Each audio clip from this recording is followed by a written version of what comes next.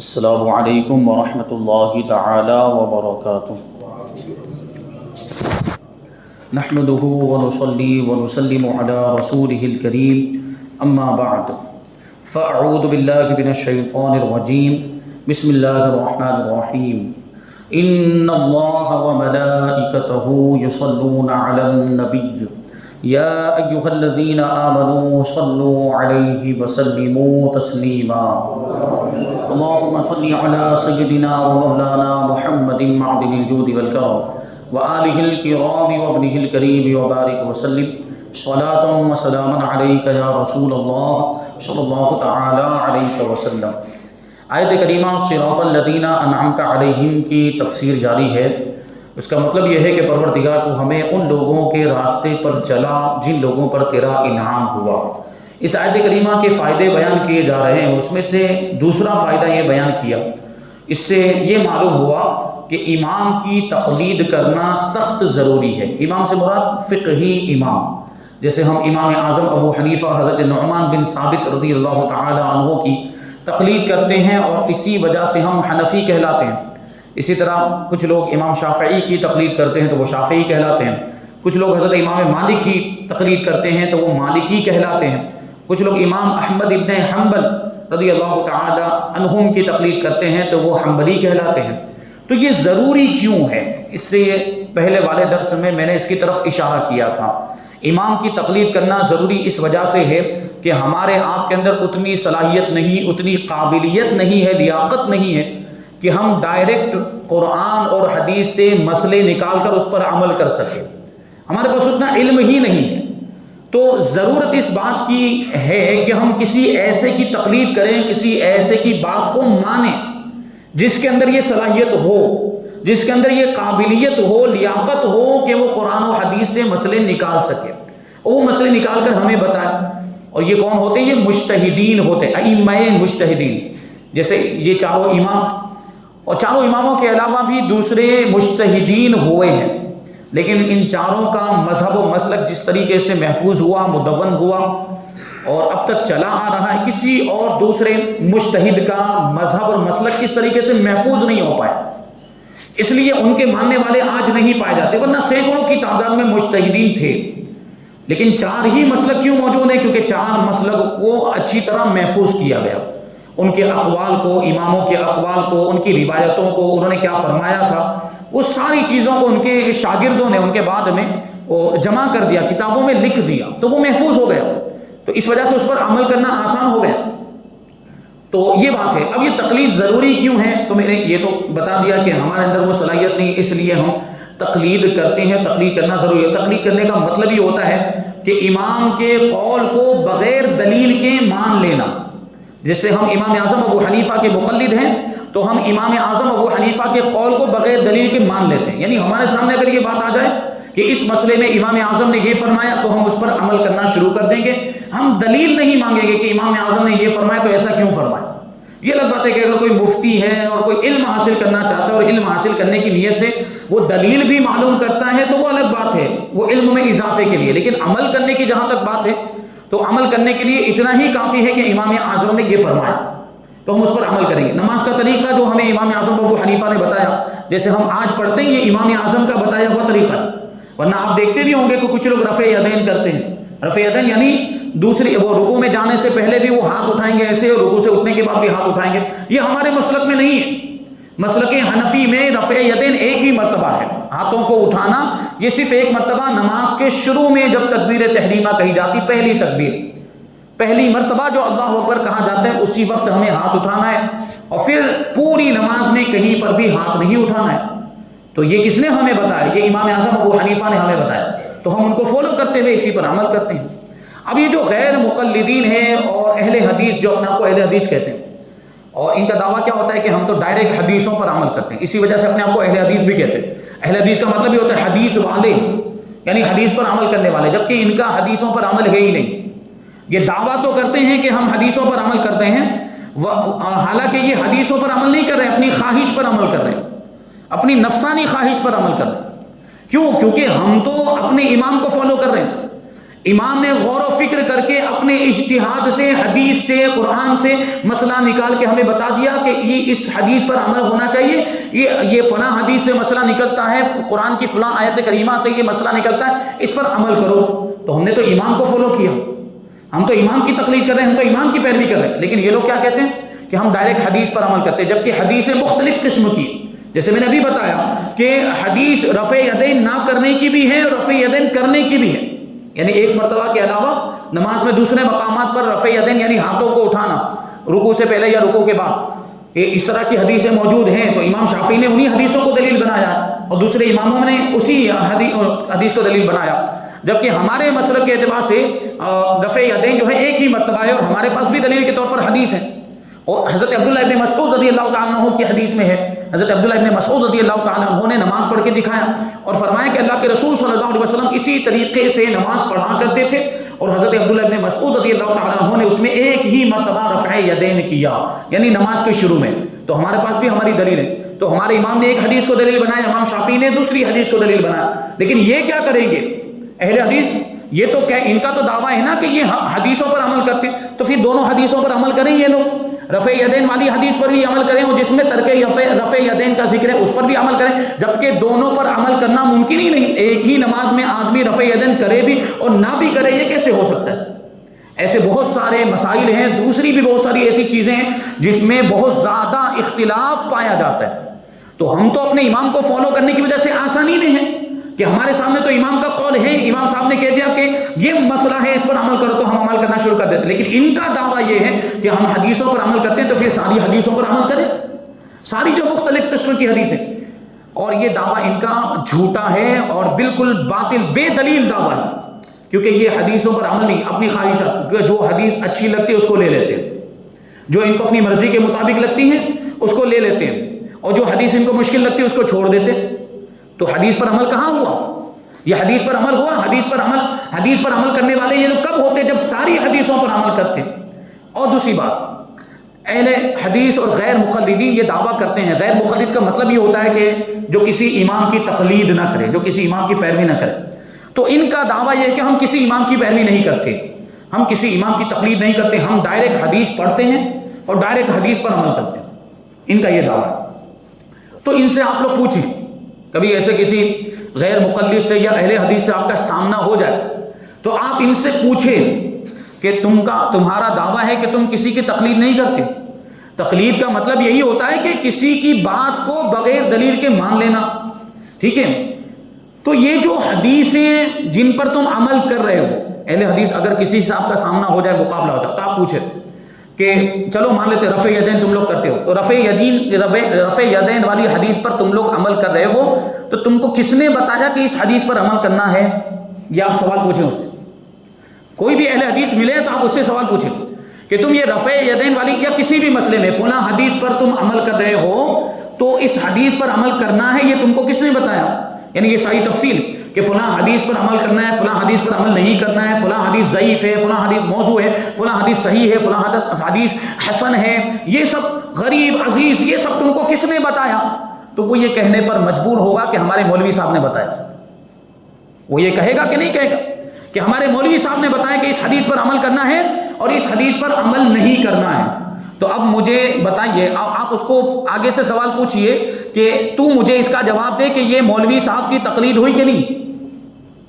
یعنی تیرے کو مولوی صاحب نے بتایا کہ اس حدیث پر عمل کرنا، تو نے مولوی صاحب کی بات کو مان لیا بغیر دلیل کے، تو یہ تو مولوی صاحب کی تقلید ہو گئی۔ ایک طرف تو دعویٰ کر رہا ہے کہ ہم کسی کی تقلید نہیں کرتے، اور دوسری طرف اپنے ہی مولوی صاحب کی تو تقلید کر رہا ہے۔ یہ تقلید نہیں تو اور کیا ہے؟ یہ مولوی صاحب کے قول کو بغیر دلیل کے ماننا نہیں تو اور کیا ہے؟ اور ان کی پیروی کرنا نہیں ہے تو اور کیا ہے؟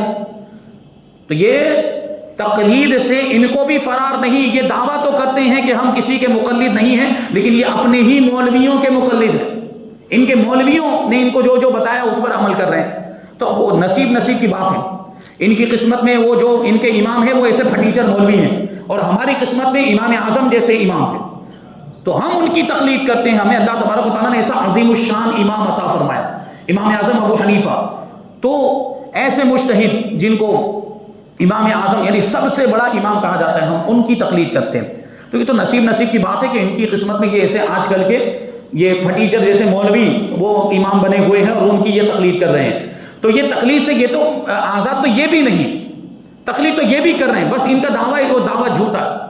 تو یہ کہا جا سکتا ہے. تو بہرحال دوسری بات جو یہاں پر وہ بیان کرنا چاہتے ہیں وہ یہ ہے کہ حدیثیں جو یہ لوگ بات کرتے ہیں کہ ہم فلاں حدیث پر عمل کرتے ہیں، فلاں حدیث پر عمل کرتے ہیں، بخاری شریف میں یہ حدیث، مسلم شریف کے اندر یہ حدیث، ابو داؤد کے اندر یہ حدیث ہے، ترمذی میں یہ حدیث ہے، ابن ماجہ میں، نسائی میں، صحاح ستہ کی بات کرتے ہیں، بخاری مسلم میں ہو تو بتاؤ.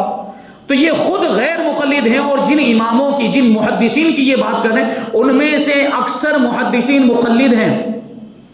ان میں سے اکثر محدثین جن کی یہ کتابیں ہیں، بخاری، مسلم، ابن داؤد اور ترمذی، نسائی، ابن ماجہ وغیرہ، یہ حدیث کی جو بھی کتابیں ان کے لکھنے والے اکثر محدثین مقلد ہیں، یعنی کسی نہ کسی امام کی پیروی کرنے والے، کوئی شافعی ہے، کوئی حنبلی ہے. تو اگر تم غیر مقلد ہوتے ہو، تمہارے نزدیک تقلید کرنا جائز نہیں، گناہ کا کام ہے، تو یہ محدثین گنہگار ہوئے کہ نہیں ہوئے؟ یہ محدثین گنہگار ہوئے، فاسق ہوئے. اور یہ حدیث، اصول حدیث کا یہ قاعدہ ہے کہ حدیث کی روایت میں بیچ میں اگر کوئی فاسق آ جائے تو وہ حدیث غیر مقبول ہو جاتی، پھر اس حدیث کو نہیں لے سکتے اور اس حدیث پر عمل نہیں کر سکتے. تو ان میں سے تو اکثر محدثین تو مقلد ہیں، اور اکثر محدثین یہ غیر مقلدین کے اعتبار سے فاسق ہوئے کیونکہ وہ تقلید کرنے والے ہیں.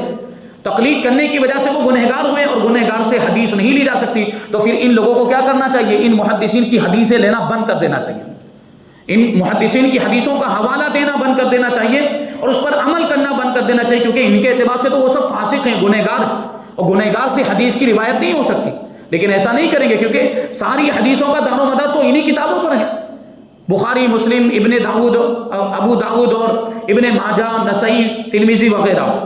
تو یہ بات آ جاتی ہے. اسی کو یہاں پر بیان کیا کہ تقلید کرنا سخت ضروری ہے، کیونکہ اس آیت میں فقط صراط مستقیم پر کفایت نہیں کی گئی، یعنی صرف یہ دعا کی تعلیم نہیں دی جا رہی ہے کہ ہمیں سیدھا راستہ چلا، بلکہ اس کے ساتھ اس راستے کے پیشواؤں کی اتباع طلب کرنے کا بھی حکم دیا گیا. یعنی یہ بھی دعا سکھائی گئی ہے کہ ساتھ میں یہ بھی کہو کہ ان لوگوں کے راستے پر ہمیں چلا جن لوگوں پر تیرا انعام ہوا، یعنی رہبر جو ہمارے رہنما ہو، جو ہمیں سیدھا راستہ بتائیں، اس راستے کی رہنمائی کریں. یہی تو ائمہ مجتہدین، انہوں نے قرآن و حدیث سے مسائل نکال کر ہمیں دیے اور ہماری رہنمائی کی، اب ہمیں اس پر عمل کرنا ہے. تو اس سے معلوم ہوا کہ ہمارے لیے راستہ بھی ضروری ہے اور راستے کا رہبر بھی ضروری ہے. نیز اس میں یہ بتایا کہ سیدھا راستہ وہ ہوتا ہے کہ جس پر اللہ کے نیک بندے چلے ہوں. تبع تابعین سے لے کر اب تک اللہ کے سارے نیک بندے، صالحین، اولیاء کرام، مفسرین، محدثین، فقہاء، اولیاء کرام اور عامہ مسلمین کسی نہ کسی امام کے مقلد رہے ہی ہیں. اب دیکھیں انہوں نے تبع تابعین کے بارے میں کہہ دیا کہ تبع تابعین کے دور سے، ابھی تبع تابعین کا مطلب کیا ہے ایک موقع پر میں بتا چکا ہوں. صحابی کا مطلب کیا ہوتا ہے؟ وہ جس نے ایمان کی حالت میں اللہ کے رسول صلی اللہ علیہ وسلم کا دیدار کیا اپنے ماتھے کی آنکھوں سے، اور ایمان کی حالت ہی میں جن کا انتقال ہوا، دنیا سے تشریف لے گئے، تو ان کو صحابی کہا جاتا ہے. اور جس خوش نصیب انسان نے صحابی کا دیدار کیا ہو ایمان کی حالت میں اور ایمان ہی پر بے سار ہوا، اس کو تابعی کہا جاتا ہے. اور جس نے کسی تابعی کا دیدار کیا ہو ایمان کی حالت میں انہی شرائط کے ساتھ، تو اس کو تبع تابعین کہا جاتا ہے. تبع تابعین کہا جاتا ہے. اور الحمدللہ ہمارے سورج شہر کے اندر تبع تابعین کا بھی مذہب موجود اور تابعی کا بھی مذہب موجود ہے. یہ بڑی بزرگ ہستیاں، بڑے مرتبے کے لوگ ہیں، ان کے بصارت پر حاصل ہو کر برکتیں حاصل کرنی چاہیے اور فیوز و برکات حاصل کرنے چاہیے. بہرحال تو یہ چیز ہے کہ آپ دیکھیں تو بڑے بڑے اولیاء کرام امت کے، چاہے ہم غریب نواز کو لے لیں یا غوث پاک کو لے لیں، یا غریب نواز کے بعد جو سلسلہ چشتیہ کے جتنے بھی بزرگ ہیں، غریب نواز خود حنفی تھے، اور غریب نواز کے بعد اس سلسلے کے جتنے بھی بزرگ وہ سب حنفی تھے. اور آپ کو معلوم ہونا چاہیے کہ یہ ہندوستان میں اسلام جو پھیلا ہے اس میں غریب نواز رضی اللہ تعالیٰ عنہ کا بہت ہی اہم کردار ہے. غریب نواز رضی اللہ تعالیٰ عنہ کے آنے کے بعد بڑی تیزی کے ساتھ ہندوستان کے اندر اسلام کی ترویج و اشاعت ہوئی. اور یہاں پر آپ دیکھتے ہوں گے کہ حنفیوں کی اکثریت ہے. ہندوستان میں کن کی اکثریت ہے؟ حنفیوں کی اکثریت، حنفی مسلک کو فالو کرنے والوں کی اکثریت ہے. اس کی بنیادی وجہ یہ ہے کہ شروع میں جو آئے تھے جنہوں نے اسلام کو پھیلایا وہ خود حنفی تھے، تو جو ان کی دعوت کو قبول کر کے مسلمان ہوئے وہ بھی تو حنفی ہوں گے. تو اسی وجہ سے ہندوستان میں حنفیوں کی اکثریت موجود ہے. تو اگر تقلید کرنا گناہ ہوتا، کسی امام کو فالو کرنا گناہ ہوتا، تو اتنے بڑے بڑے اولیاء کرام مقلد نہ ہوتے. غریب نواز دیکھ لیں یا غوث پاک دیکھ لیں یا جتنے بھی بڑے بڑے اولیاء کرام، وہ سارے کے سارے مقلد ہیں، اور یہ آج کل کے آئے ہوئے 100-150 سال ان کو نہیں ہوئے ہوں گے، یہ غیر مقلدین، اور انہوں نے دعویٰ کیا ہے کہ ہم کسی کی تقلید نہیں کرتے۔ تو یہ کیا مطلب غریب نواز سے زیادہ ہوشیار ہو گئے؟ یہ غوث پاک رضی اللہ تعالیٰ عنہ سے زیادہ علم والے ہو گئے؟ یا یہ امام رفاعی سے زیادہ مرتبے میں بڑھ گئے کہ ان کو تقلید کی ضرورت نہیں، ان کو تھی؟ امام رفاعی بھی شافعی تھے، امام رفاعی شافعی تھے، حضرت سیدنا احمد کبیر رفاعی۔ تو اس طریقے سے آپ دیکھیں تو یہ سارے اولیاء کرام یہ کسی نہ کسی امام کے مقلد تھے اور انہوں نے تقلید کی۔ تو اب یہاں پر سوال یہ پیدا ہو جاتا ہے کہ انہوں نے تبع تابعین کے بارے میں کہا کہ تبع تابعین سے تقلید کا دور شروع ہوتا ہے، تو اس سے پہلے کیا تقلید نہیں ہوتی تھی؟ یہ غیر مقلدین کی طرف سے ایک اعتراض ہم پر ہوتا ہے، وہ سوال اٹھاتے ہیں کہ اگر تقلید اتنی ہی ضروری ہے تو صحابہ نے تقلید کیوں نہیں کی؟ سوال، صحابہ نے تقلید کیوں نہیں کی؟ اگر تقلید ضروری ہے تو صحابہ نے تقلید، بے وقوفی والا سوال، کیونکہ صحابہ کرام کے سامنے تو رسول پاک صلی اللہ علیہ وسلم ظاہری طور پہ موجود تھے، وہ کسی کی تقلید کیوں کریں گے؟ کسی اور کی بات کیوں مانیں گے؟ جا کے ڈائریکٹ حضور سے کیوں نہیں پوچھیں گے؟ ان کے سامنے تو حضور پاک صلی اللہ علیہ وسلم ظاہری طور پر موجود۔ اب سوال یہ پیدا ہو جاتا ہے کہ چلو حضور پاک صلی اللہ علیہ وسلم ظاہری طور پر دنیا سے تشریف لے گئے، اب تو تقلید کرتے، پھر بھی تقلید نہیں کی، تو صحابہ کرام رضوان اللہ علیہم اجمعین حضور پاک صلی اللہ علیہ وسلم کے ظاہری طور پر دنیا سے تشریف لے جانے کے بعد آپس میں جو فقہا صحابہ کرام تھے، یعنی سارے صحابہ کرام فقہا نہیں تھے، فقہ میں مسائل میں مہارت رکھنے والے ہوں، سارے صحابہ کرام کی یہ کیفیت نہیں تھی، تو جو صحابہ کرام فقیہ نہیں تھے، غیر فقیہ تھے، وہ فقہا صحابہ کرام سے مسائل معلوم کرتے تھے، ان سے پوچھتے تھے، تو یہ تقلید ہوئی۔ ہاں یہ بات ہے کہ وہ باقاعدہ کسی ایک ہی صحابی کی تقلید ہوئی ہو، ایسا نہیں ہوا، کیونکہ اس زمانے میں اس کی ضرورت نہیں تھی، یہ ضرورت بعد میں پیش آئی، اور بعد میں جب تبع تابعین کا دور آیا تو وہاں پر یہ بہت زیادہ جب اختلافات ہونے لگے کہ اس حدیث پر عمل کرنا یا اس حدیث پر، جھگڑے والی کیفیت پیدا ہو گئی، بحث و مباحثہ ہونے لگ گیا کہ اس حدیث پر عمل ہونا چاہیے یا اس حدیث پر، تو اس میں پھر یہ ائمہ مجتہدین کے اقوال کو معیار بنایا گیا کہ ائمہ مجتہدین کیا فرماتے ہیں ان کو فالو کیا جائے، اور اس وجہ سے تقلید کو ضروری قرار دیا گیا۔ تو تقلید نہ کرنا اور یہ کہنا کہ ہم تو ڈائریکٹ حدیثوں پر عمل کرتے ہیں، تو یہ خواہشات نفسانی کی پیروی ہے۔ اور یہ بھی تو کوئی کہہ سکتا ہے کہ آپ کہتے ہیں کہ چاروں مسلک حق ہے، چاروں مسلک میں سے کسی مسلک کو بھی فالو کر سکتے ہیں، لیکن یہ بھی بات ہمارے یہاں پہ مسلم ہے کہ مسلک چینج کرنا بھی جائز نہیں، یعنی آپ سوچیں کہ میں حنفی سے مالکی بن جاؤں تو یہ بھی درست نہیں، اس کی بھی اجازت نہیں۔ تو سوال کرنے والا ہم سے سوال پوچھ سکتا ہے کہ جب چاروں مسلک حق ہیں، آپ کہتے ہیں کہ شافعی مالکی حنبلی مسلک بھی حق ہے، تو اس کو فالو کرنے کی اجازت کیوں نہیں ہے؟ تو اس میں بھی خواہشات نفس کا دخل ہو جائے گا، اس لیے اس میں کیا ہوگا کہ فتنے کا دروازہ کھل جائے گا، آدمی کو حنفی مسلک کا کوئی مسئلہ مشکل لگے گا کہ اس پر تو عمل کرنا بہت ہارڈ ہے، تو وہ مالکی بن جائے گا، پھر کبھی گیا مالکی میں تو مالکی میں کوئی مسئلہ اس کو مشکل لگا، وہ کوئی عمل کرنا دشوار ہوا تو وہ شافعی بن جائے گا، یا شافعی مسلک میں کوئی مسئلہ دشوار ہوا تو وہ حنبلی بن جائے گا، تو ایسے تو سلسلہ چلتا رہے گا، تو گھومتا ہی رہے گا۔ تو یہ بھی تو خواہش کی پیروی ہوئی، یہ نفسانی خواہش کی پیروی ہوئی، اس وجہ سے تقلید شخصی بھی ضروری ہے، یعنی ایک امام کو فالو کرنا ضروری ہے۔ تو یہ بات بیان کی، تبع تابعین سے لے کر اب تک سارے اللہ کے نیک بندے، مفسرین، محدثین، فقہاء، اولیاء کرام اور عام مسلمان کسی نہ کسی امام کے مقلد ہی رہے، ان میں سے کوئی بھی غیر مقلد نہیں گزرا۔ معلوم ہوا کہ تقلید اللہ کے نیک بندوں کا راستہ ہے۔ اگر اس کی پوری تشریح دیکھنی ہو تو مصنف علیہ الرحمٰن نے اپنی کتاب جاء الحق کے اندر وہ پوری تفصیل بیان کی، اور اعتراض اور جواب بھی وہاں پر جو غیر مقلدین کی طرف سے، غیروں کی طرف سے جو سوال ہوئے ان کا جواب بھی دیا ہے۔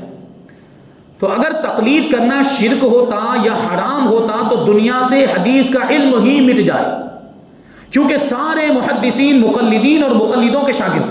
اگر کوئی محدث ایسا ہے بھی جو خود مقلد نہیں، جیسے امام بخاری کے بارے میں فرمایا گیا کہ امام شافعی سے متاثر تو تھے، لیکن آپ نے آخری دور میں خود اپنے اجتہاد پر عمل کیا، لیکن آپ نے جن سے حدیثیں لی ہیں ان میں مقلدین شامل ہیں۔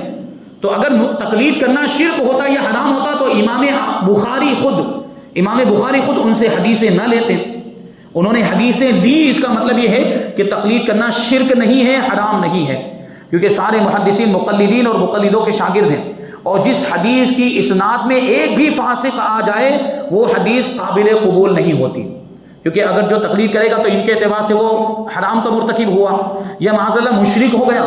تو اگر ایک بھی فاسق کی بات کر رہے ہیں، اگر مشرک آ گیا تو سوال ہی نہیں ہوتا ہے کہ وہ حدیث قابل قبول نہ رہے، تو فاسق بھی اگر آ جائے تو حدیث قابل قبول نہیں ہوتی۔ تو اس قاعدے سے چاہیے کہ جس حدیث کی اسناد میں ایک بھی مقلد آ جائے وہ قابل قبول نہ رہے، تو بخاری، مسلم، ترمذی سب ختم، سب پر عمل کرنا جائز نہ رہے۔ تو پھر یہ بات میں جو بخاری مسلم کا حوالہ دیتے ہیں وہ بھی غلط ہو جائے گا، کیونکہ ان کی کوئی اسناد مقلد سے خالی نہیں، یعنی بخاری، مسلم، ابو داؤد، ترمذی، ان کی اسناد میں، اسناد کا مطلب میں آپ کو بتا دوں، سند حدیث کی سند کا کیا مطلب؟ ایک ہوتا ہے حدیث کا متن، یعنی اللہ کے رسول صلی اللہ علیہ وسلم نے کیا فرمایا، یہ ہوا متن، اور یہ حدیث ہم تک کن لوگوں کے ذریعے سے پہنچی ہے وہ ہوئی روایت، اور اسی کو کہتے ہیں سند۔ یعنی کیا کہتے ہیں؟